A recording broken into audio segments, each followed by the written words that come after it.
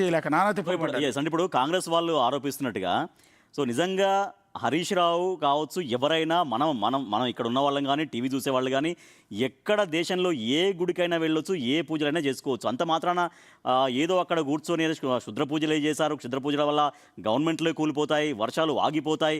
వర్షాలు ఆగి ఇందాక చెప్పినట్టుగా ఇప్పుడు నీటిపారుదల శాఖ మంత్రిగా చేసినటువంటి వ్యక్తి నిజంగా తెలంగాణ ఎండిపోవాలి, తెలంగాణ రైతులు ఏడవాలి, తెలంగాణ రైతులు ఇబ్బంది పడాలని కోరుకుంటారా? ఒకటి చెప్పేది కూడా అర్థం వేరు. ఈ విధంగా జరిగిపోతోంది అనేది కాదు, ఇంటెన్షన్ అది అనేది ప్రజల ముందు ఉంచే ప్రయత్నం. అదే చెప్పబోతున్నాను. ఇప్పుడు ఇదే కర్ణాటకలో కాంగ్రెస్ ప్రభుత్వం ఉంది. మొన్నటిదాకా ముఖ్యమంత్రిగా ఉన్న సిద్ధరామయ్య ఎన్నిసార్లు శివమొగ్గ టెంపుల్స్కి వెళ్ళలేనదే? ఆయన రెగ్యులర్గా వెళ్తాడు. శివమొగ్గ కావచ్చు, దాని పరిసర ప్రాంతాల్లో ఉన్నటువంటి ఇప్పుడు వీళ్ళు ఎక్కడైతే హరీష్ రావు వెళ్ళాడో ఆ టెంపుల్ కూడా చాలా రెగ్యులర్గానే వెళ్తాడు. ఇప్పుడు డీకే శివకుమార్, ఇప్పుడు ముఖ్యమంత్రిగా ఉన్నటువంటి కర్ణాటక ముఖ్యమంత్రిగా ఉన్న డీకే శివకుమార్ కూడా ఎన్నోసార్లు అదే టెంపుల్కి వెళ్తాడు. ఆయన కాదు, ఎంజీఆర్, జయలలిత, దేశంలోని సినీ ప్రముఖులు కావచ్చు, చాలా గొప్ప గొప్ప వాళ్ళు వెళ్ళారు.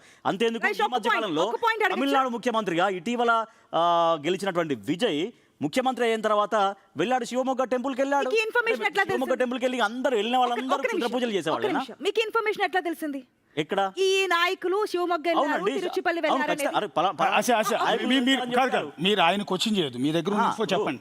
మీ దగ్గర ఉన్న సీక్రెట్ ప్లేస్ కాదు కదా, అదేదో రహస్య ప్రాంతం కాదు కదా, ఏదో హిమాలయాల్లో పెద్ద గుహ ఉంది, ఆ గుహలోకి వీళ్ళు వెళ్ళారు కాదు కదా. ఇప్పుడు శివమొగ్గలో ఉన్నటువంటి టెంపుల్స్ ప్రఖ్యాత టెంపుల్స్. హరీష్ రావు వెళ్ళినప్పుడు దానికి సంబంధించిన ఫొటోస్ కానీ ఏవి కూడా బయట పెట్టలేదు.